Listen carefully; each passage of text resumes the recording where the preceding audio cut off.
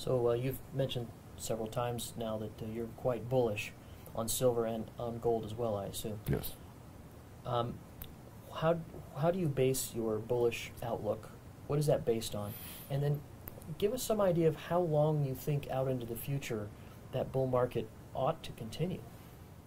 Well, my bullish outlook is based on the truth, and the truth is that every fiat currency in the history of mankind has failed. So to think that this globally based United States dollar system isn't going to fail based on the fact that it's backed by nothing and it's having more and more problems day after day is a fool's errand. I think it's almost inevitable. Now, having a dollar crisis doesn't mean it goes to absolute zero, but what it does mean is that there's a lot more pressure on something of value, and that's gold and silver. So I think that's built in. So that's my bullish case as succinctly as I can make it.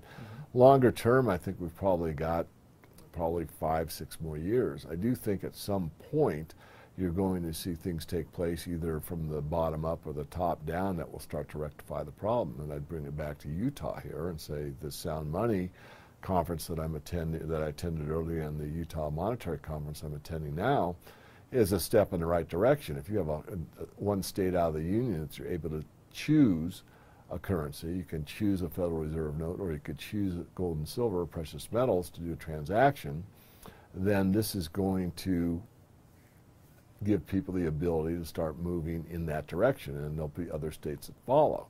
So as that progresses, this process continues, you'll see less and less pressure on maybe the dollar that you've seen before. And what I mean by that is you'll have an alternative currency that people can turn to and make a choice about. So, you know, a free competitive market, having a choice is what it's all about. You don't have to go to a certain restaurant, you have a choice to go to a different one. And there is no competition really in the currency markets. Of course, there's against the dollar with other currencies, but I mean within the United States, or really as the number one reserve currency, there's no competition. It's the dollar.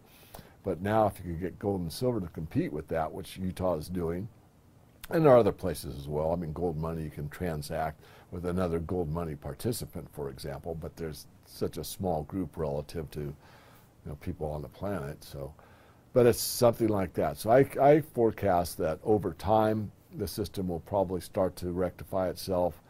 There's going to have to be a lot of pain involved, though. I mean, these programs that cannot be paid for are going to have to be defaulted upon, and that's going to cause some pain.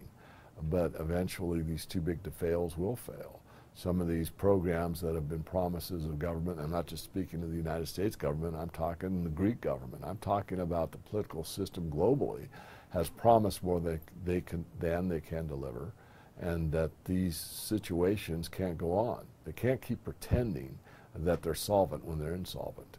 And that means that somebody's not going to get paid at the end of the day. When someone doesn't get paid, that service isn't performed. It's that simple. But you don't hear any politicians saying that. All they're saying is that, well, we'll borrow more money and we'll correct it for a while longer. That's not a solution.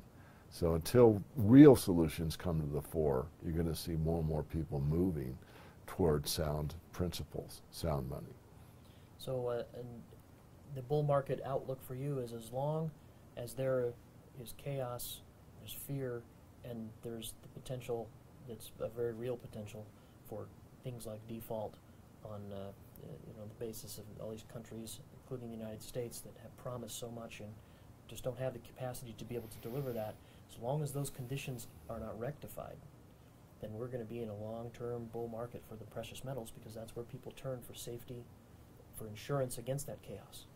Yeah, you're correct. I just like to say it differently. I don't like to use the word chaos. I don't like to use the word fear, although they're valid.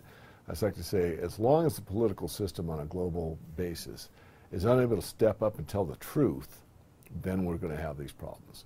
Once someone steps up and says, here's the problem, and speaks the truth about the nation state and the problem that we're bankrupt, and then moves toward a solution because of this bankruptcy, does a bankruptcy reorganization as an example, or goes back on a Glass-Steagall standard and gets rid of the investment banking entities that caused the problem in the first place, and we move on with the solution. And that could happen day after tomorrow in my fantasy. I don't think it's, I think it's probably 5 years out. Think it'll be forced upon them. Yeah. So that's the way I would say it. Until somebody is willing to speak the truth about the geopolitical system, and then to implement a strategy that takes, over time, rectifies the problem, yeah, it's still wide open for the metals.